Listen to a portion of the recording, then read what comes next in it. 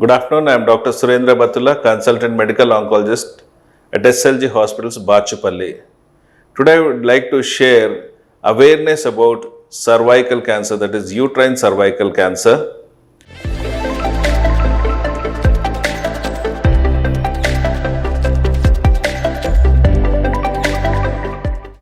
It happens to be the second common malignancy among the women, and it is the leading cause of deaths due to cancers among the women.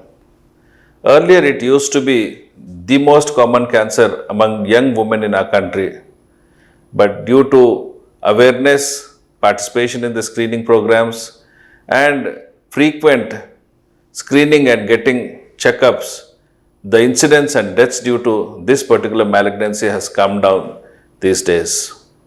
Uterine cervical cancer is commonly seen in the age groups of 50 to 60 years of age groups, and it happens to be again a lifestyle related malignancy, we can say. Due to urbanization, people are getting migrated from rural areas to the urban cities, and the most important risk factor for uterine cervical cancers is again early age at the onset of first sexual contact, multiple partners, multiple pregnancies, smoking, poor personal hygiene, that is poor genital hygiene, chronic persistent human papillomaviral infections. These are some of the important risk factors which needs to be given importance. If avoided, we can really reduce the incidence and prevalence of uterine cervical cancers in our society. When it comes to the warning signs of uterine cervical cancer, it starts with bleeding per vaginum or discharge, foul smelling discharge per vaginum, abnormal intermenstrual bleeding or post-menopausal bleeding or pain during coitus, that is sexual intercourse, or it can be lower abdominal pain. So these are some of the warning signs which needs to be given importance. When these warning signs are seen by an individual, it is very important for them to approach a nearby doctor and get evaluated, either to diagnose or confirm the disease or to rule out the disease.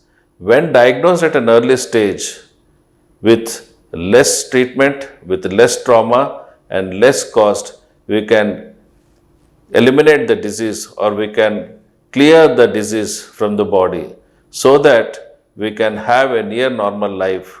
So it is very important for us to give importance to the warning signs and the risk factors which are associated with the incidence and prevalence of uterine cervical cancer. So these days, every other hospital is having facilities for screening as well as vaccination.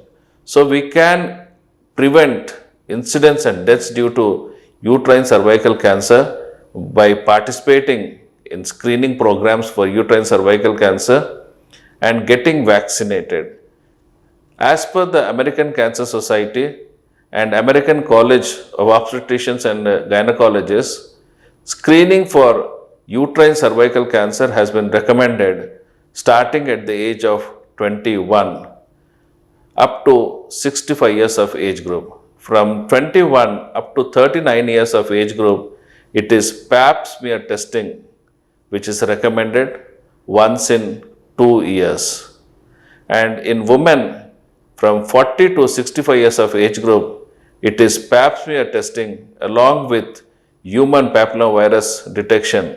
These are the two common tests for elderly or women beyond 40 years of age, which helps in diagnosing the disease at a very early stage so that with very little or with less treatment only, we can clear the disease from our body. When it comes to screening, when it comes to vaccination, I'll say, vaccination has been recommended starting at the age of 9 years up to the age of 13 years, they say. And the recommended vaccines are again Two types of vaccines are again available in our country. One is Gardasil, the other is Clearasil, Cervarix. So Gardasil is again a tetravalent vaccine and Cervarix is a bivalent vaccine. So this human papillomavirus strain 16 and 33 are the most common viruses. When they are persistent in our body, they are said to increase the risk of uterine cervical cancer. Among the women beyond the age of 14, still it is recommended to get vaccinated up to the age of 45 years. It has been found to be beneficial in avoiding the occurrence and deaths due to uterine cervical cancer. Thank you.